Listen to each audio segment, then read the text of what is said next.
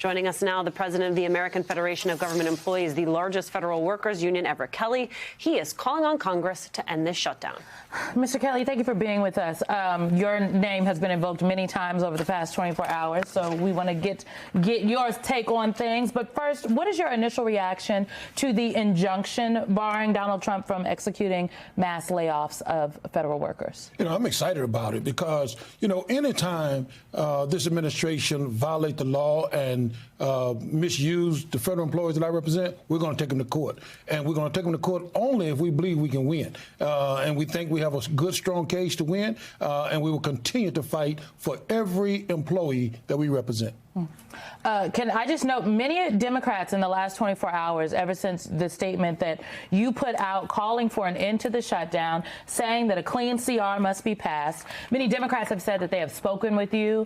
They cited conversations from weeks ago prior to the shutdown going into effect as recent as yesterday. And they say that this position is a position that you have had from the beginning and that they understand what you are saying, but they are not relenting. What say you? And is that accurate? Have Democrats talked to you? That is absolutely accurate, because I have taken the position that I'm taking from the very beginning, because I don't believe that a federal shutdown should ever occur, because it's not fair to the workers that are performing a service for the American people, that they go to work and cannot get paid. And it has gotten to the point now that the people that I represent, they're feeling it. When I woke up on last Thursday, and I saw federal employees standing in line to get food, I knew it was time to make a bold statement. And it's not about partisan politics. It's about the members that I represent. 65% of Americans live from paycheck to paycheck. The members that I represent are no different. Some are even in a worse situations. And so it's time that we open the government so that they can, first of all, get their paycheck. They can provide for their families. Single mothers I've talked to are in tears. I talked to some of our council leaders yesterday, and they are frustrated because of what's going on in America right now, and especially with federal employees. In your letter, you made it very clear, again, to the point you just made about the frustration of federal employees, obviously representing them, but also sort of making the point that you really want this government to open to get federal workers back to work, to get people back into receiving their paychecks, et cetera.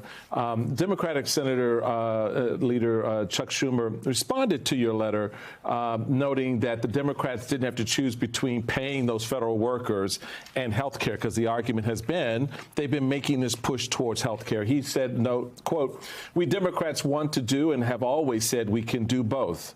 We can provide all the help, provide pay and furlough and back pay for federal workers and fix the health care crisis. And all they have to do is sit down, negotiate with us, and both can happen." You're not saying this is an either-or proposition.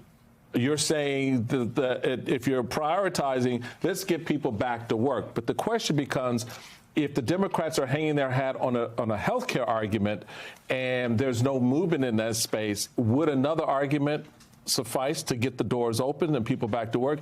How do you help them how do federal workers help solve that problem? Well, I would hope that my statement would have helped solve that problem, because it said, it's been long enough. Federal employees should not be catching the brunt of what's happening in America. Now, healthcare is vitally important. It's important to me. Growing up in Alabama, a family that didn't have virtually anything. I didn't have health care for a long time, so I know how important it is. I'm not trying to say at all that health care is not important. What I am saying is that people are starving. People need to pay their bills. People need to make sure, that they have funding to take care of life. Okay? So both of them need to occur. I respect, Mr. Kelly, that you did not want this to be partisan, and yet you know the environment into which you are releasing this statement. I want you to take a listen to how Senator John Thune characterized your statement. Here it is. It's not very often that I get a chance to say this, but I agree with the AFGE, American Federation of Government Employees, who largest government employees union, who said earlier this week that the Democrats need to reopen the government and start getting federal employees paid again. And on that point, they are absolutely right.